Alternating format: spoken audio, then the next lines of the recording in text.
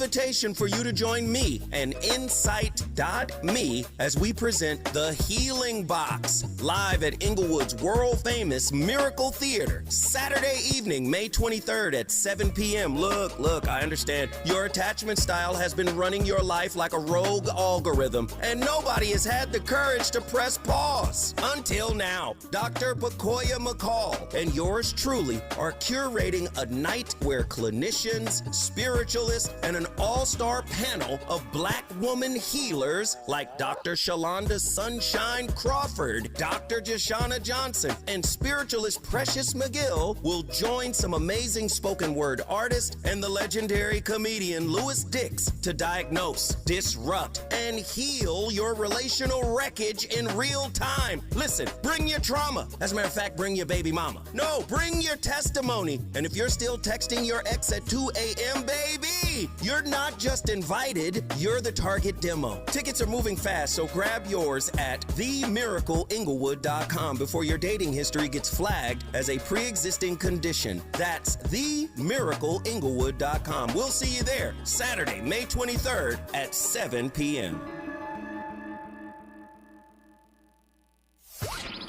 KBLA delegation, here comes your Friday night sports fix. Out of bounds in prime time. Get on your feet and make some noise for your out of bounds starting lineup. It's Ray Richardson, your LA sports authority, and Neal Scarbrough, the editor extraordinaire. They're bringing the heat with no filter and no chaser on KBLA Talk 1580. These fellas have a lot to talk about.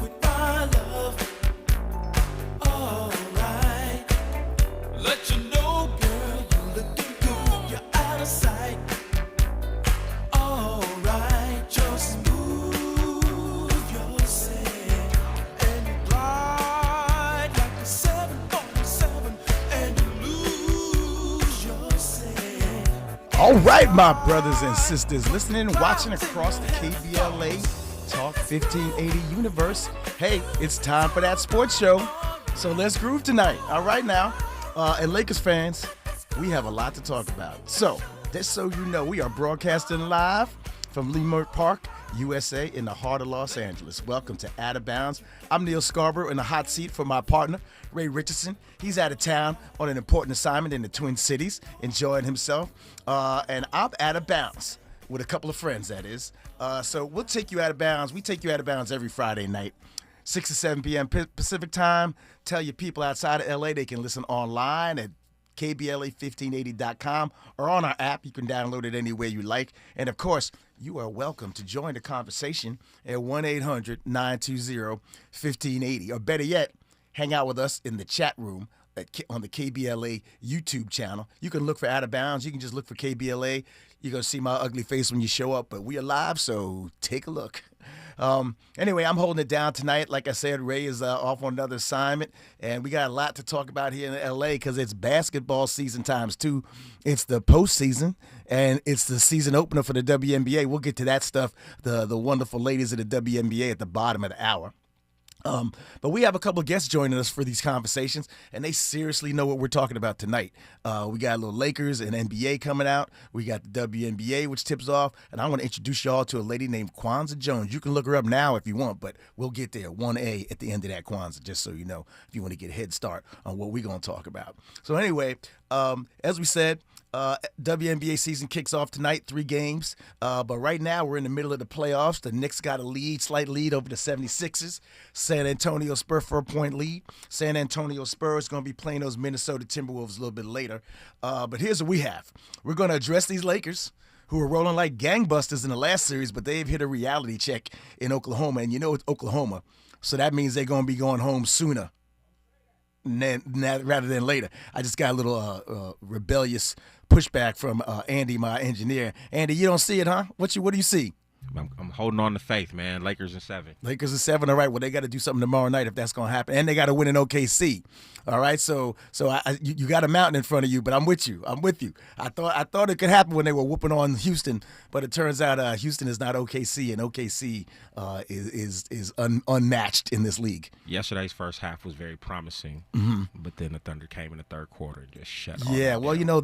We braced for that after halftime, and yet the Lakers were hanging tough till about halfway through that quarter, maybe even a little further, and then boom, a little explosion. Lakers got back in it though. That was actually surprising to me, and then boom, man, another 18-point loss. So they've lost twice by 18 points in the first 2 games. We're going to get down on that in a couple seconds, but I had to throw that sooner line in there because you know me, Andy, I'm corny like Fritos.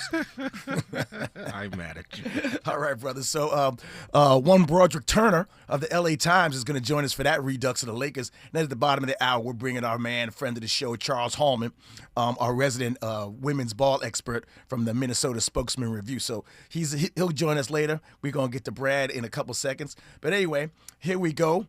Andy, anything else you want to talk about in these playoffs before we get into the experts? So, for me, I was kind of watching the game, but I was over here at work at the same time. Once I was able to get home and I'm going on social media, it's just a lot of flack over the refereeing over the game yesterday. And I guess, just from what I was glancing, I couldn't really see what the issue was with the refs. But to see Austin Reeves and the whole Lakers squad low-key have a meeting with the refs at the end of the game it's quite interesting. And you see everybody who's not even Laker fans, who are not even fair-weather basketball fans, were just like, I couldn't even watch the game. I can't watch the Thunder. Look, I'm a Laker fan. Of course they lost. I'm upset. But I kind of don't get what the issue is with the Thunder and how they're playing. Hey, man, they're doing their thing. Matter of fact, we're going to save some of these questions for Brad because I know he knows the prescription here that the OKC Thunder is laying on your Lakers. So we're going to get to that second. So anyway, we might as well do that now. So let's welcome in.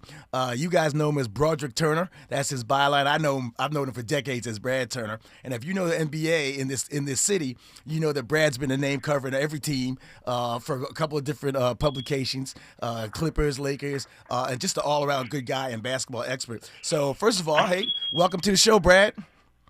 Man, Neal, it's my pleasure, man. Thanks for having me. But I got a question for your guy, man. It's Andy, right? Yeah, you got it. Andy's the producer. Man, Andy, the producer, you said Lakers in 7? Lakers in 7, man. That's my heart. That's my heart. You a real ride or die with the Lakers. I got to ride with my squad, man, but that's my heart for sure. Man, I feel you on that. If they go to 7 games, man, I'll buy you a nice burger. I'm with it. Marathon Burger down the street. There you go. Well, we'll talk about that in a second. I got some plans for you, Brad, because we're going to talk about what this postseason has done for LeBron. But first, let's talk about what's going on right now. I mean, it looked like the better team won that Houston series. Tries the Rockets might to come back, and they showed some youth and defensive pluckiness against the aged Lakers, at least one old Laker. But it clearly looks like the better team is winning this series, although the Lakers have had some flashes of competitiveness. So after 2 games, 2 18-point losses. What's really the difference between these two teams? What is OKC's secret now for a couple of seasons that no team seems to be able to crack in the playoffs? Well, number one, they are the defending NBA champions. Let's just get that straight. Yep. They have the deepest team in the NBA, probably the most talented team in the NBA. They have the MVP and Shea Gilgeous-Alexander, who most likely will be the MVP again. He hasn't had a great second-round series against the Lakers, but that's because of how they played against him. You stay serious at home. You know what you can do as a team. You're confident. And they're playing guys out there, man. I call 2 guys twins, like this kid, Ijah Mitchell. Yeah. A.J. Mitchell is really good. Yep. Now, Jared McClain, he's really good. When you start having role players that step up and play their role very well, and let's not forget Chet Holmgren, also an outstanding basketball player. They're the best team in the NBA until it's otherwise noticed by somebody else. Yeah, well, that bench really seems to be also dwarfing the efforts of the Lakers, who actually relied on their bench, obviously, in the last series because their bench was starting. At least Luke Kennard was, and Marcus Smart kind of showed out. But, we talk about, all their height and their length and their defensive prowess because they don't seem like a defensive team when you look at them, but they always seem to be in the passing lanes and that kind of stuff. So is there a formula for the Lakers to actually come back in this series at all? I mean, is there something they need to change to play against this team? I jokingly say, try to find a way to keep Shea in the game, because when he leaves the game, that's when OK seems to play their best. I mean, even last night it was the same way. He was in foul trouble. He goes to the bench. The Lakers take a small 4-point lead in the third quarter. But by the time Shea comes back to start the fourth, the Lakers are down 13 because of that strong bench play, man. I jokingly say that, but it's happened twice in this series now. So maybe you let Shea be the one who goes for 30 or even 40, and you limit the other players. Something has to be done. Something has to change. And the Lakers need more production out of a lot more players. DeAndre Ayton, who's someone that I enjoy talking to, but he has to produce more, and he hasn't done that in this series. Yeah. I mean, he had some flashes in the last one, but, he looks like he's struggling. Austin Reeves seems like he's struggling since he came back. Now, he had 30 last night, so it's hard to say he's struggling, but yet it just seems like he's a little bit more deliberate and pained out there on the court, and obviously he was getting roughed up a little bit. So let's talk about that, because you heard Andy talking about the social factor, and I wanted to ask you about that because it's not just social media. J.J. Redick took to the microphone last night to say that LeBron doesn't get the love or the calls that he should from the referee. No superstar has as rougher calls as this guy. So, I mean, it's you're going to defend your player, so I don't blame him for that. But is that actually valid, or is that actually a factor in this series? It is valid, but I'll go back to this, Neal. As you know, I covered Shaquille O'Neal when he played for the Lakers. Yep. And he was beat up and beat down. Yeah, I immediately thought of that when I heard those quotes. Yep. And before I came on the show today, I called my friend Robert Ory, who played with Shaquille and Kobe Bryant, and he was laughing. He goes, man, if Kobe and Shaq played right now, they would probably get 40 free throws a night. They would love this. Yeah. Yes, LeBron James does get beat up because he's bigger, he's stronger than most other guys are. Yep. But the playoffs are a more physical game. And the Thunder, there's no doubt they're known around the NBA as a team that plays a little bit physical brand of basketball, and they get away with more teams don't get away with. They get the foul. They get to use their hand. They get to rub up against you, and referees just don't call it because they played that way all 82 games during the regular season. They played that way the first 4 games when they swept Phoenix, and they played that way against the Lakers. They're not going to change. Yeah. Well, there's another observation I have about LeBron, because against Houston, especially with the ball in his hand and Marcus Smart, it seems like the Lakers were more free flowing. Like they were hitting, guys were cutting backdoor cuts, they were getting open. It just seemed like whether they made the shots or missed the shots, it just seemed like they were flowing. It looks like they're playing in mud against OKC, and it did look like that a little bit when Houston was turning up that defensive intensity. So is there something else that the Lakers are kind of missing? Are they not built to play against this team? Do they not have a solution? The solution would be is just pass the ball a little bit more, cutting a little bit more, getting more production out of all 5 players on the court. You can't have someone like Jackson Hayes coming out and setting bad screens. Now you have less chance to score baskets. And you need more than just LeBron scoring 20 and Austin Reeves scoring 1 the last game. They need probably a 4th scorer. And if they had a 3rd scorer, that would be Luka Doncic, which they don't have. Right. Who's going to be the next person or team to step in and to give them 15 and maybe 20 points in scoring? Maybe it'll be Marcus Smart. He's done that some this playoff season. Maybe it will DeAndre Ayton. He can give you a double-double.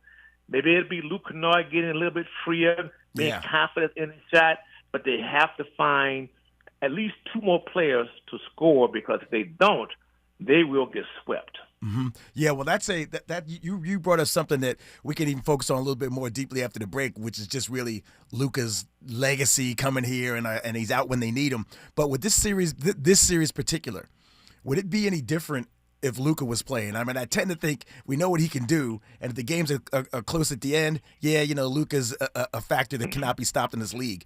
But I don't know if the outcomes would be any different, even if Luka was among the third scorer, fourth scorer, first scorer that you're talking about. Well, let's just think about during the regular season. Mm-hmm.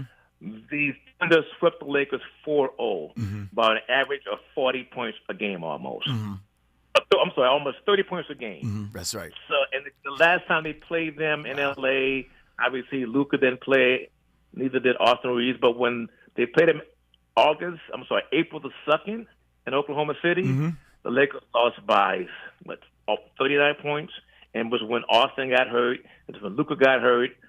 Thunder, man, look, they're damn good. Yeah. They're the best in the league. So I don't know how much – if games are closer, they lost by 18. Without Luka. Let's not forget that Thunder does not have an all-star player in Jalen Williams. Yeah, that's right. He's not out there. That's just how good and how deep they are. Yeah. All right. Well, listen, you all heard it here first that the Lakers are down 0-2. Losing by 18 each game without a prospect of taking over this series, and they're actually doing better than they've ever done against Oklahoma City Thunder this season. So when we come forward, that's a good way to put it. Yeah, when we come forward, we're gonna get into a little bit of like what this limited success that the Lakers have had has meant for LeBron. We're gonna ask a couple questions about Luka and about these Lakers next season, and along the way, we might even drop in a couple comments about KD and whether your Clippers are going to get a top 10 pick in the NBA lottery. So, all right, you're listening to Out of Bounds with Neal Scarbrough, minus Ray Richardson, my ride or die. But we got a good stand-in right now in Brad Turner, my man from here in L.A., just back from OKC, watching those Lakers try to do their thing, but they still down 0-2. So we'll see y'all in a minute. Neal Scarbrough, Broderick Turner, right back, NBA time. Lakers, what you gonna do?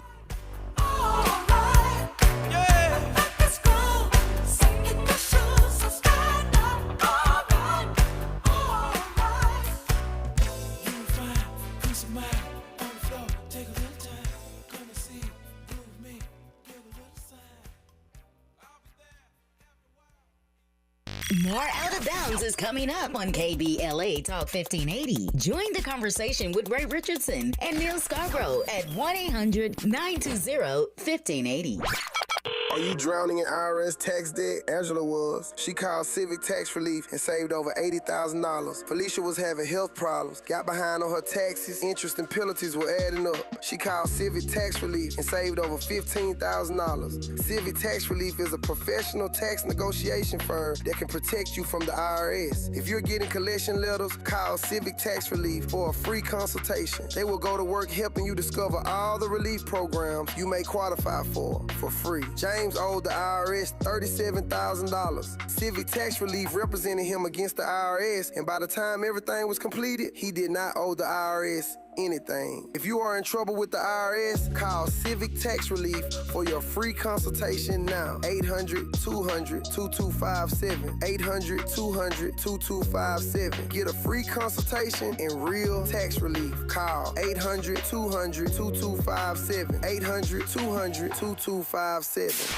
KBLA Talk 1580. We've got a lot to talk about.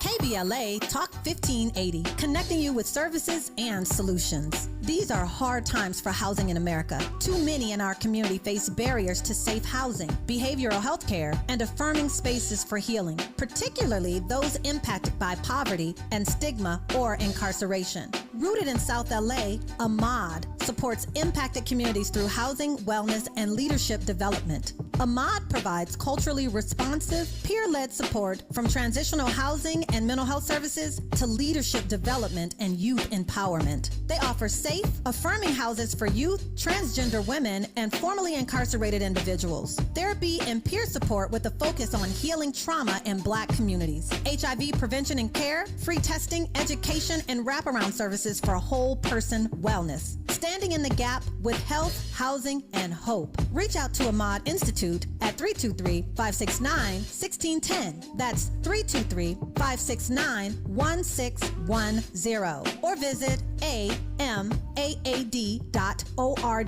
This is a community call to action from KBLA Talk 1580. Hey there, Los Angeles. This is James Lucky Jr., publisher and editor of Los Angeles News Observer. Are you hungry for news that matters to you in the African American communities of Los Angeles? Well, buckle up, because we got the scoop you've been craving. Stay in the know and never miss a beat with our free weekly publications conveniently available near you. Or hop on the digital wave and become an exclusive subscriber at OGNSC.com. Don't forget to join the party on Instagram and Twitter at OGNSCINC for behind-the-scenes access and sizzling updates. No more FOMO. Let's stay informed, connected, and empowered together. Ray Richardson, your LA sports authority, and Neal Scarbrough, the editor extraordinaire, are bringing the heat. It's Out of Bounds on KBLA Talk 1580. These guys have a lot to talk about.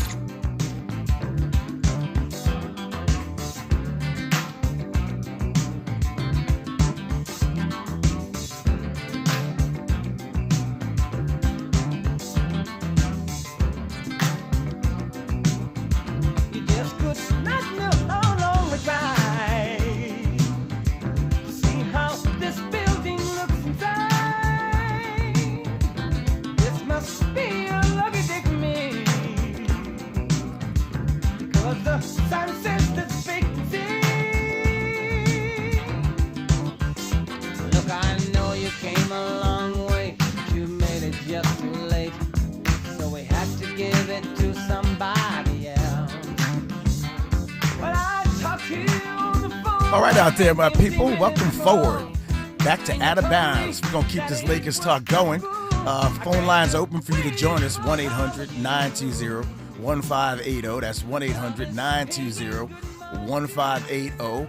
We are on YouTube in the podcast mode. We are on the radio on KBLA 1580. Yep, we dual purpose. We multi-platform. We're coming at you from all angles here at KBLA. So anyway, I'm Neal Scarbrough. My man Ray Richardson's taking a little break, but I got some help. I'm sitting here with Broderick Turner of the LA Times, good friend of mine, so I call him Brad, BT, whatever works. But before we took a break, Brad, we were talking a little bit about Luka and whether he would have made a difference in this series. But I do know one thing. If we didn't have LeBron, we would have seen a completely different postseason. 3 weeks ago, we were like, oh, shoot, LeBron is hurt. LeBron is the only one standing. Austin is out. Luke is hurt. They're playing these rough and tumble Houston Rockets, even though KD was hurt. And it just felt like, okay, all is lost, man. We can't beat anybody without the big two and old LeBron. But yet I saw something completely different in them first three games, really. Heroics, handling the ball, running this team, looking different than they actually did when they were killing it in that month of March that they had. So I'm just trying to get this straight because they did obviously come down to earth. They literally lost, by my count, 4 of the last 5 games between these Texas and Oklahoma teams. But I still feel like LeBron has shown us something, right? We know whatever his universal excellence is or his longevity and his hey, you the number 2 GOAT and you just have to stay there. But in your mind, as a person who's seen the league and covered him for a while, is this another notch on his belt? Is he really showing us something that we didn't think would happen? Or is LeBron always still being kind of this good and knew he could lead a bunch of Smurfs like he did in Cleveland to win a playoff series? I believe it is. I believe around the NBA he's always been thought as one of the GOATs. Mm-hmm. But for Laker fans, they've been real difficult to come around on LeBron because they've had Magic and Jerry West and Kobe and Shaq and players like that. But after leading them to the series victory over the Rockets, I think Laker fans have come around and now they view him as one of their own. Mm-hmm. He's someone that got them past the first round, knowing that we kept thinking there was no way they could win that series with Luka and Austin Reeves out. And then Kevin Durant gets hurt. You still kept thinking, no, it's not going to happen. But he was absolutely great. He, I think, has cemented himself in Lakerland as one of their best players they've ever had. Mm-hmm. And I used to wonder, do Laker fans view him as a top 10 great, even though in the NBA he's for sure a top 5 best player? Right. Yeah, top 5 in the NBA, top 10 in the Lakers, maybe. Think about that. And that's how great Laker players have been. James Worthy, to Byron Scott, to Michael Cooper. They've had a lot of these. Elgin Baylor. I can't rule those guys. Kareem Abdul-Jabbar. Yeah. Can't forget those names. But I just keep going back to that game 3 when the Lakers really had lost the game. Yeah. And you get Marcus Smart gets this crazy steal, makes 3 shots, free throws. LeBron gets a steal, hits the game-tying three-pointer, and they go to overtime and win the game. He was absolutely phenomenal.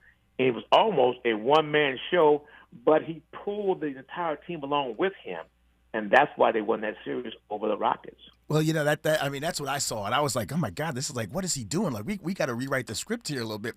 So one of the scripts we've been following all season, though, is like, what's LeBron going to do next year? Oh, it's Luka's team now. And so is there room for LeBron? Should he go back to Cleveland? Is New York got enough for him? Should Giannis come here and LeBron, you know, find some greener pastures elsewhere? But I feel like that narrative, at least in my head, in my house, seems like that narrative is over. It seems like he's made a case to say, hey, if the Lakers are going to maintain this, they need LeBron here next year. I don't know what you know about what's going on, you know, in those negotiations or those conversations, because they're probably not happening now. But do you feel like this team, if you look at the future for next season, is this a good Lakers team if LeBron's not here? It would depend on who they get in return for him if he does not come back. Yep. You know, as I was told right around the trade deadline, if LeBron doesn't come back, that's $50 million off the books. Rui Hachimura contract comes off $18 million. Yep. Now Luke Kennard comes off. A bunch of contracts come off, so the Lakers would have $50 million in cap space. Yeah, you mean Giannis money? There's no top-tier free agent out there. Yeah. Giannis is not a free agent. Yep. Giannis has trade, I think, right. one more year in his contract, so you have to trade for him. And in the case of Giannis, all I hear is Giannis wants to stay in Milwaukee, and Giannis wants to leave Milwaukee, which for me, I'm not that smart. I went to a state school. I'm confused by that. I'm not gonna lie. I don't know what the dude wants to do. He don't know what he wants. Yeah, that's what I get a lot of that sense too. Like, are they just making noise? I mean, there's not really more money available for him because he's maxed out. There's an extension, of course, and so yeah, I'm not sure what he wants, but you know. That roster's taking a hit. Now Doc Rivers is out as the coach, and they got the guy from Memphis who's really good. Taylor, what's his name? Jenkins. Taylor Jenkins. Yeah, really good coach. He's a good coach. Right, so there's some cause for optimism there. So we'll see what happens with Giannis. But I just feel like I'm going to say on record, I am impressed by what LeBron did this offseason, and to me, I'm like, this is definitely elevating his legacy. Just because we had written him off as like he's the third cog and he's happy there, and he's like until you need me, and then I'm not. Right. So let me just ask you real quick. Now, what about Luka's legacy? Now, it's too early to say he has a Lakers legacy or not, but yet, you know, his health has been a question, his fitness has been a question. Yes. He kind of turned that around this year, and then we get to the end of the season, and it's playoff time, and it's like, where's Luka? And I think that's a big question for everybody. And so, is that seeming like that's something where they got to figure out whether Luka's in it for the long haul, or is this just an aberrant injury, and you know they can expect him to have a full regular season next year, 35 points a game? Yeah, I think it goes back to that game, April 2nd in Oklahoma City. The Lakers were down by, almost 30 points, and he was still playing. Yep. So that became a big question. Why was he still in the game at that moment? And my understanding is because he still wanted to play. His health was fine. He was being checked by the doctors. And if you know NBA players, they always think, give us a chance. We might can make a comeback. Yeah. Well, obviously it didn't happen. He got hurt. Austin hurt his oblique, and now Luka. We spoke with him on Wednesday at the team hotel in Oklahoma City, and he did tell us that the doctors told him that he would be out for 8 weeks. Well, we're now into week 5.5. Oy. That would mean that the best he could come back would be around the conference finals at the end of it, of the NBA finals. So the projection just doesn't match up. It's unfortunate. It's just something that happens to all these guys. And truth be told, we've seen quite a few guys get injured. Aaron Gordon down in Denver, he has a hamstring injury. I mean, it's just their bodies are their temples, and they need it to operate, to play at a high level. In the case of Luka Doncic, he wants to play. He wants to be out there. You see it pains him. Yep. But his body won't allow it. And that's just the nature of the business. Well, I don't want to be negative, but it sounds like we're going to see Luka next year. based on how the Lakers going to do in this postseason. You've been real, Neal. Yep. You're real, man. Yep. Exactly. So listen, Brad, we had break time. We want to thank you and your family for giving us a couple of minutes of your time. We just got back off the road. Good luck tomorrow night in the game as far as your coverage, and I hope everything breaks for you the way you want. You are welcome back here anytime, any moment. You can take this chair as far as I'm concerned, because we would love to have you back. But thanks so much. It's great to talk to you again. Anytime. And I appreciate it. Really appreciate appreciate you helping me out today. So take care and have a great weekend. When you're done covering the game tomorrow, then you can have a great weekend. All right, my man. Take care. I appreciate it. Thank you very much. Okay, cool. All right, you're listening to Out of Bounds. We're going to be back shortly with Charles Hallman. All right, y'all.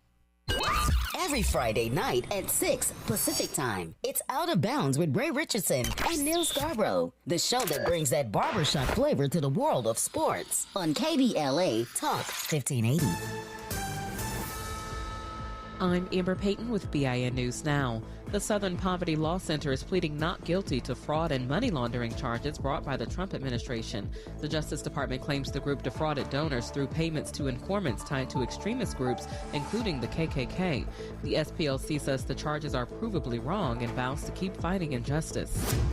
IndyCar has pulled a T-shirt promoting the summer's D.C. street race after backlash. The shirt showed a driver posed like the Lincoln Memorial statue with the phrases "One Nation and One Race." Some called it insensitive and racist, and IndyCar says it was removed after customer feedback. And rapper Kanye West is testifying in a Los Angeles lawsuit over an alleged unauthorized sample in an early version of Hurricane. Artist Revenue Advocates claims West owes more than $564,000 for using part of a copyright-protected track during a listening party demo. Get BIN News Now on demand 24/7 on the iHeartRadio app.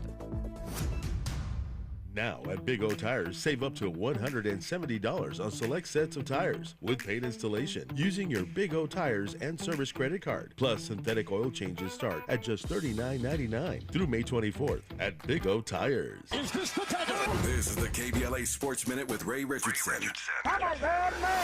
The Lakers did something after their Game 2 loss to Oklahoma City that is not seen too often in the NBA.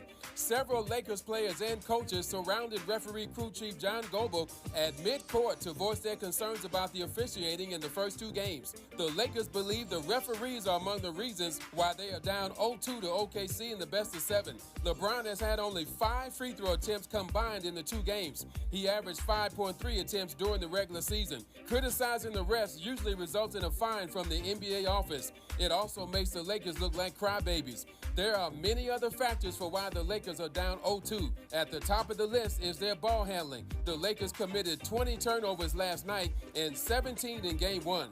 That's 37 turnovers in 2 games. There aren't many NBA teams who can win games being that careless with the ball. The Lakers need to fix that in a hurry for Game 3 Saturday night at Crypto.com.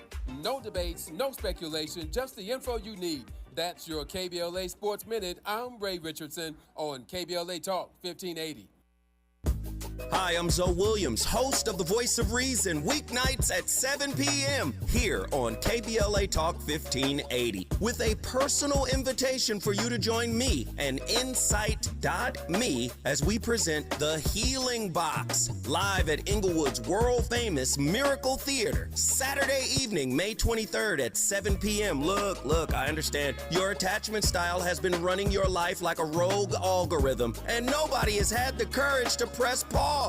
Until now, Dr. Bakoya McCall and yours truly are curating a night where clinicians, spiritualists, and an all-star panel of Black woman healers like Dr. Shalonda Sunshine Crawford, Dr. Jashana Johnson, and spiritualist Precious McGill will join some amazing spoken word artists and the legendary comedian Louis Dix to diagnose, disrupt, and heal your relational wreckage in real time. Listen, bring your trauma. As a matter of fact, bring your baby mama. No, bring your testimony. And if you're still texting your ex at 2 a.m., baby, you're not just invited, you're the target demo. Tickets are moving fast, so grab yours at themiracleinglewood.com before your dating history gets flagged as a pre-existing condition. That's themiracleinglewood.com. We'll see you there Saturday, May 23rd at 7 p.m.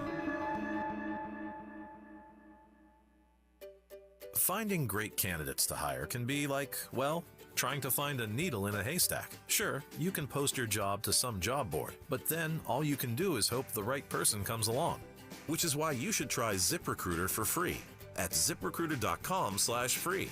ZipRecruiter doesn't depend on candidates finding you. It finds them for you. Its powerful technology identifies people with the right experience and actively invites them to apply to your job. You get qualified candidates fast. So while other companies might deliver a lot of hay, ZipRecruiter finds you what you're looking for. the needle in the haystack. See why 4 out of 5 employers who post a job on ZipRecruiter get a quality candidate within the first day. ZipRecruiter, the smartest way to hire. And right now, you can try ZipRecruiter for free. That's right, free at ZipRecruiter.com/free. That's ZipRecruiter.com/free. ZipRecruiter.com/free. ZipRecruiter. What if your rooftop could earn you money every year? With LADWP's Solar Rooftops program, you can get solar panels installed and maintained on your home at no cost and earn up to $900 a year. That's up to $18,000 over 20 years. There are no upfront costs, no credit checks, and no annual fees. Plus, you'll help power Los Angeles with clean local solar energy and reduce reliance on fossil fuels. Make your rooftop work for you. Apply today at LADWP.com/solar rooftops. Ray Richardson and Neal Scarbrough, the editor extraordinaire, bring the flavor to the world of sports. It's Out of Bounds on KBLA Talk 1580. Ball's caught at the 40. He's at the 30, the 20. He's at the 10. These gentlemen have a lot to talk about.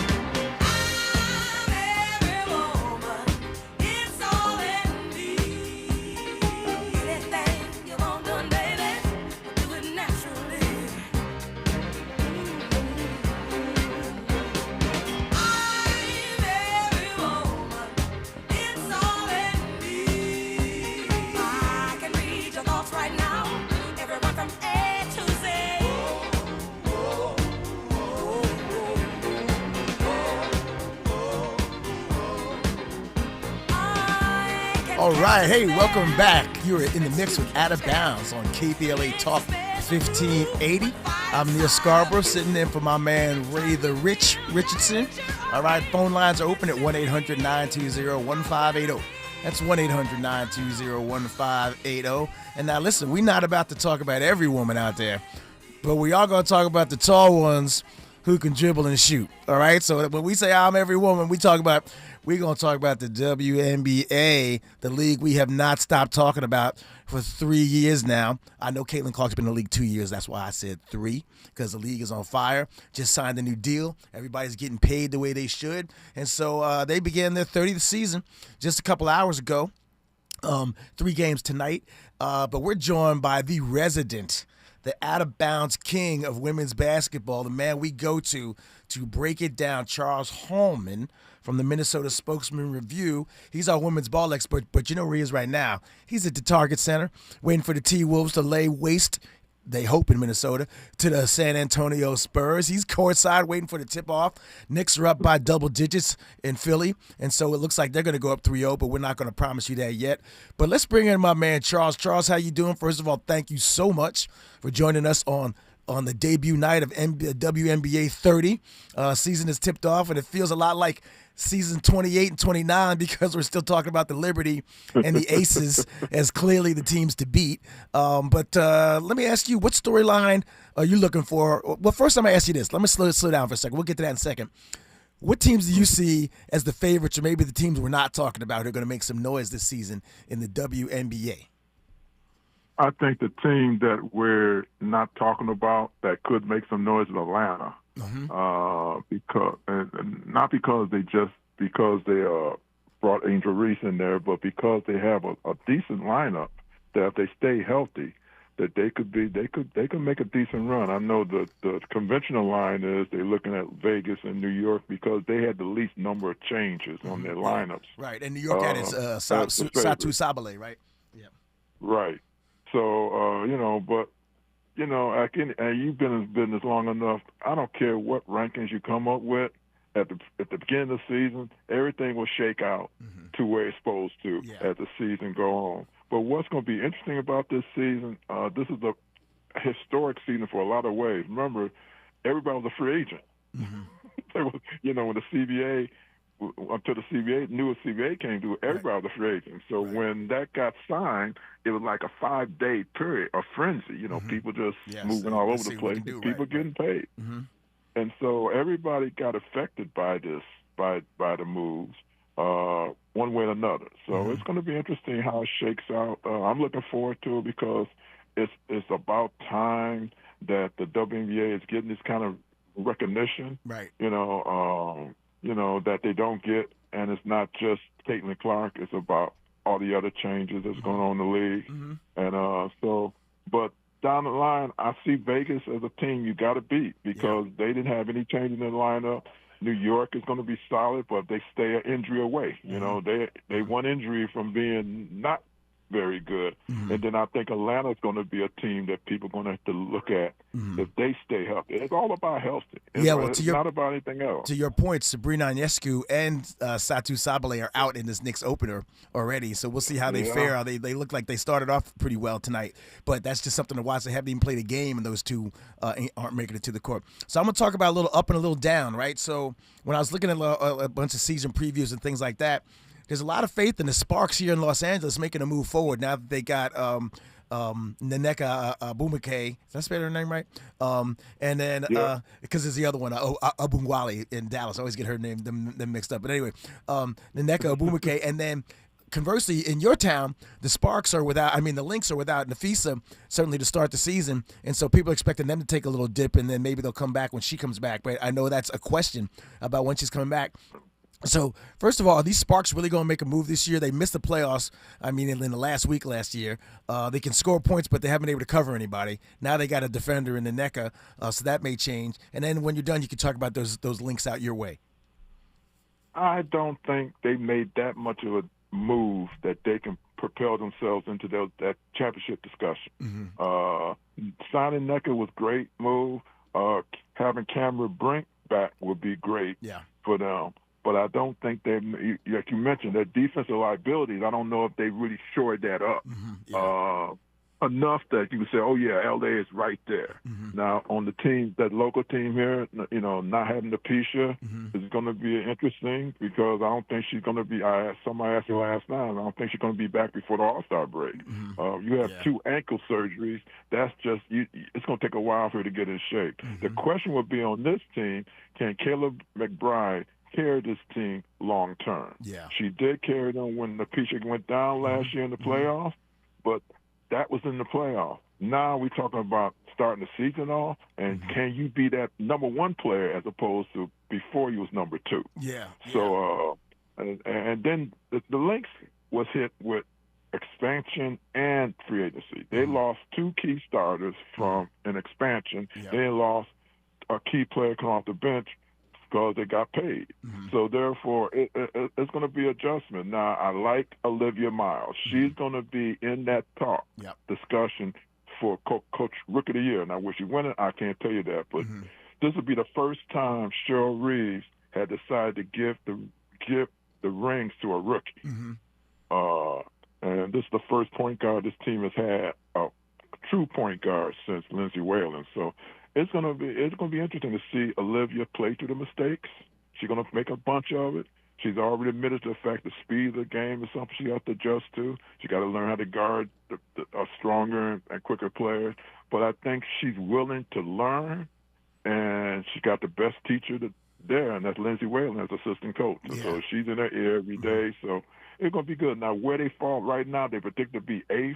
I think they can make the playoffs, but I think this year, like last year, they were saying, well, they were just 1 game away. They can get there. I don't think they're not talking about that this year. They quietly just they're not using the R word because Cheryl Reed don't like the R word, which is rebuilding. But that's what you're in right now. You're in a rebuilding mode, and can they recover and can they sustain until Napisha comes back, and can she come back? Right, and this might be a lost year for her. So let me look, Charles. I'm gonna keep you around after this break because I got a couple of questions. I want to talk to you about these rookies and the Johnsons and all this other stuff. But before we go to this break, I want to ask you a quick question, which is, what story are you watching this year? What are you intrigued by?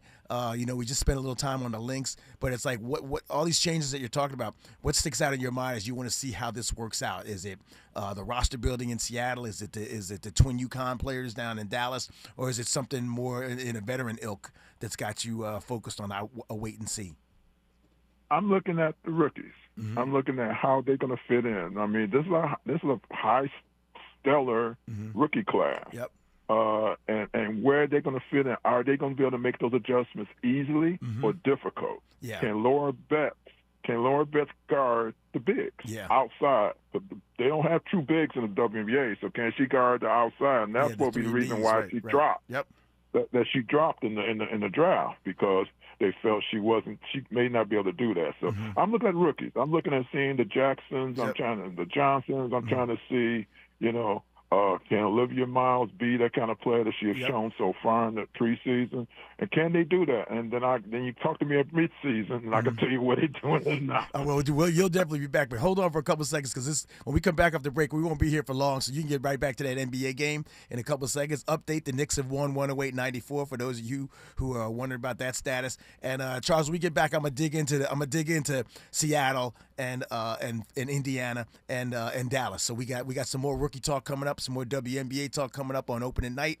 We're here with Charles Hallman, the Minnesota Spokesman Review. I'm Neal Scarbrough. We are out of bounds. When we come forward, more basketball, and like I said, Kwanzaa Jones. Look her up, y'all. It's your Friday night sports fix. Out of bounds in prime time with Ray Richardson and Neal Scarbrough. Every Friday night at 6 Pacific time on KBLA Talk 1580. Let's be real. For too long, too many of our students have sat in overcrowded classrooms in underfunded public schools. But as head of the San Diego School Board, Richard Barrera changed that.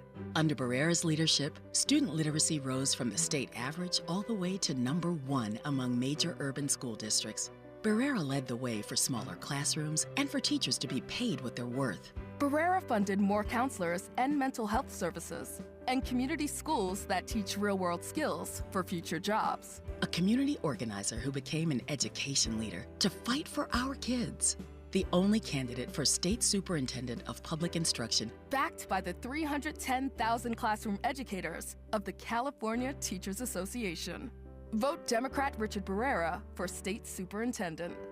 Ad paid for by California Teachers Association Independent Expenditure Committee, not authorized by a candidate or committee controlled by a candidate. My name is Cynthia Mitchell. I've been an emergency room nurse in Los Angeles County for 25 years. I've been there through every fire season, every outbreak, every earthquake. Every time Los Angeles needed us, the doctors and nurses of Los Angeles County showed up. And right now, I'm seeing another disaster coming. Trump's cuts to Los Angeles County's healthcare system are a public health crisis in the making. Medi-Cal, public hospitals, disaster preparedness are all at risk, but we can stop it. Measure ER fights back against these cuts. For a half a penny, we keep emergency rooms open, care within reach for working families, and doctors and nurses serving the communities we love. When you vote yes on Measure ER, you're not just voting for health care, you're voting for LA. Vote yes on Measure ER by June 2nd. Ad paid for by Yes on ER, Restore Healthcare for Angelinos, sponsored by St. John's Community Health and Health Justice Action Fund. Ad committee top funder, St. John's Community Health. Tired of traffic? Metro D-Line runs Wilshire now with 3 new stops from downtown LA to Beverly Hills. No parking, no stress. Metro D-Line, the faster way across LA. Ray Richardson, your LA sports authority, and Neal Scarbrough, the editor extraordinaire, are bringing the heat. It's Out of Bounds on KBLA Talk 1580. These guys have a lot to talk about.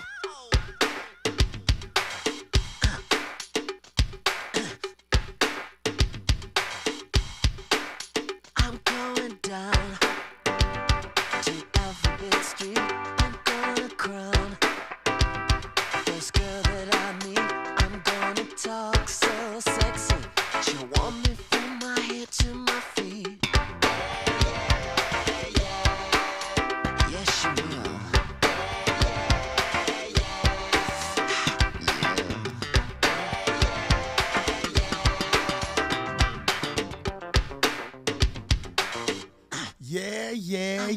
Yeah. All right, y'all. We back. Little Prince from from the Twin Cities because we got our man Charles Hallman here from the Minnesota Spokesman Review. So we're going to make you feel at home, Charles.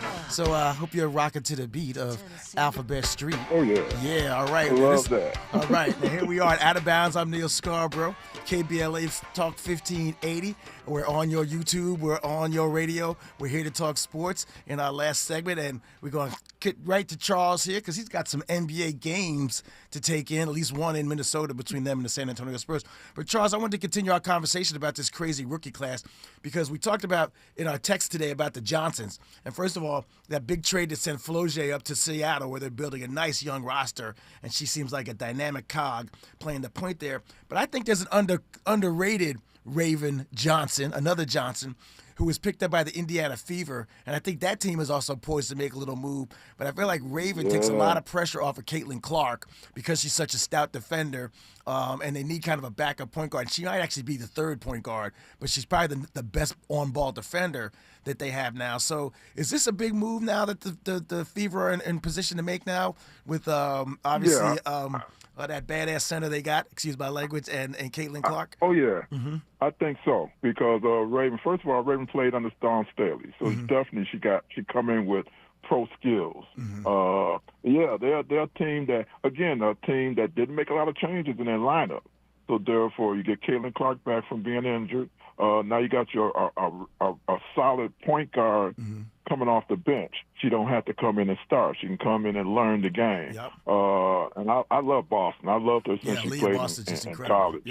Leah's great. So, Indiana is definitely in that discussion. Whether they are ready to make that move, I'm not sure yet. Because I think sometimes you got to go through, as you know, fire before you get to that top of that mountain. And I don't think they've done that yet. In a sense. Everybody want to give them that. They want to give them that move, but you got to earn it. And I don't know if they've done that yet. And I don't know if Caitlin has earned that spot to show that she's not just a shooter or you're doing what she does, and then the rest of the team is looking at her as opposed to And I thought the team played somewhat better when she wasn't there. I was just going to make that point. They relied on Leah Boston. That's who you need to get. She should touch the ball. She don't have to score every time. But I had a coach tell me, when you got a big like that, she needs to touch the ball every time down. She did. She looked great in the postseason. Leah Boston looked great carrying that team. And remember, I feel like Caitlin has a lot to prove this year. And I'm not one of these anti-Caitlin people, but she only played half the games last season, and then they had a nice playoff run without her. So she's almost like she's got to integrate herself. It's like we were worried about a couple of weeks ago if Luka came back into the Lakers team while they were clicking, was he actually going to be a hindrance or was he actually going to help them? And so I'm just saying Caitlin's got to fit in, and she's got a little pressure to prove something, so that may actually affect how she plays, right? So then she got to not try to make up for lost time. Right. Exactly. Can't she just go on and just step up, and pick up where you left off as opposed to that. So it's going to be an interesting year. There's no clear-cut favorites, even though Las Vegas should be, but there's no clear-cut favorite because Chelsea Gray is the stir that drink. Yeah, right. And that's right. If you remember last year, they struggled because she wasn't there. Once she came back, they was ready to go. As great as Asia Wilson is, Chelsea Gray makes that team go. Yeah, that's actually everything I've been reading up to this week about this. So let's just talk about two real young teams real quick, and then I'm gonna close this out with a couple of points. But the Wings and the Storm. I really loved the Storm roster. I liked it when they had Nneka last year, of course, and the Notre Dame point guard. What's her name? Skylar Diggins. But now with what is it, Malumba, the tall woman? They got Flaugier Johnson now up there. They're building a roster there in Seattle. Meanwhile, in Dallas, they got AZ Fudd and Paige Beckers back together again. And I think that they were a dynamic duo in college. Which one of those teams do you think is actually, they're both being put together well, but which one do you think is going to make a move this year? They both kind of got to wait and learn and grow a little bit. I think Dallas has an edge on that. Only because I think Paige Beckers is underrated in terms of how she, as a point guard, she came out really well, and then she struggled in college because she was injured, and so everybody's then all of a sudden, Caitlin Clark overtook her in terms of popularity and visibility. But I think Paige Buckley, and remember, she's from here. So I've seen her play in high school. I think they got a leg up on Seattle. Seattle, I think, is totally rebuilding move. Yeah, yep. Total, and you can't lose the players they lost, and then they had a coaching change. I just think they're trying to put it all together. Dallas was a little more stable. Dallas was a little more stable. So I would give an edge on Dallas over Seattle, in my opinion, at this point. Okay, little trick question, and then we'll move on. But the Toronto Tempo and the Portland Fire, will either of those teams finish ahead of the Valkyries, who seemingly have lost all their momentum that they created last year in their first year? I don't think so. Okay, got it. I think that even though Golden State lost some people, but I just think that you're an expansion team, and also a lot of people know because of everything was so rushed, Golden State had a time to build a program, build a team. Yeah. What Toronto and Portland had to just put things together real quick, and that's what you do with a expansion team. You just try to set some kind of standard for the future, which Golden State did that. And I just don't think lightning going to strike twice in the bottle in terms of expansion. I don't see that. Wow. Thank you. Well, thanks, Charles. This is great. You can hang on till we close out because I'm going to thank you again. But I want to switch gears and let some people know about something that I promised them early in the show because I want to introduce them to – I'm going to introduce you too, Charles, to Kwanzaa Jones. You may not know her, but she falls under this heading, the first black woman to own a Major League Baseball team. That's right. Hasn't been approved yet by the governors, but the San Diego Padres out here in Southern California are selling the team, the Seidler family, and the winning bid was by Kwanzaa Jones and her husband, Jose E. Feliciano, not the Feliz Navidad guy, and but he's a billionaire hedge fund guy, and they have a lot of wealth, and they bought this team for $3.9 billion. But it's still a breakthrough. We've had some Latin owners before in the league, including in the Angels right now. But she is part and parcel. They are a pair. This is not her husband's money. In fact, if you pay attention to Kwanzaa Jones, owning a baseball team might be her least impressive accomplishment. All right, I'm gonna just read through some stuff. Yeah. She's a graduate of Princeton University. She got her Juris Doctorate from the Benjamin Cardozo Law School, one of the best law schools in New York at the Yeshiva University. Got another master's at Pepperdine. She worked in law and academia for years. She and her husband have a foundation that's delivered $120 million to different organizations around Southern California and the nation. And get this, she's a successful recording artist. She's got 2 top 10 dance hits from years ago. All right, so this is a 21st century woman, accomplished entrepreneur. So I just want y'all to hear this name because MLB is obviously going to approve this sale, and it's going to be a momentous day for building black queen magic, black girl magic, black excellence in this country, that we actually have an owner of an MLB team, which doesn't seem like it would be the first spot that you would think that you'd have a black female owner, although we've had them in the WNBA and partial owners of other teams and women in other sports. But this is a momentous thing. This is baseball. This is the last bastion that we thought. It's a sport that's actually not going the right direction as far as the color of the players and everything else as far as we're concerned. Fewer black players, fewer young black players. But here we have Kwanzaa Jones about to be an MLB owner.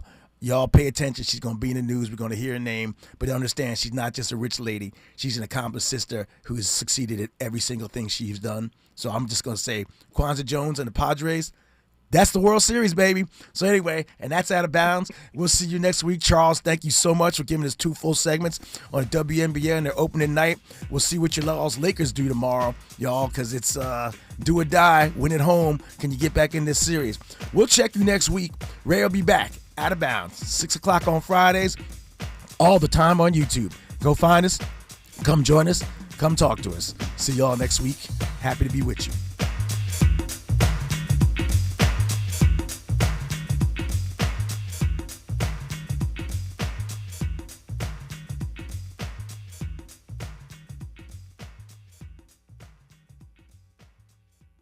KBLA 1580 Santa Monica. I'm Amber Payton with BIN News Now. The Southern Poverty Law Center is pleading not guilty to fraud and money laundering charges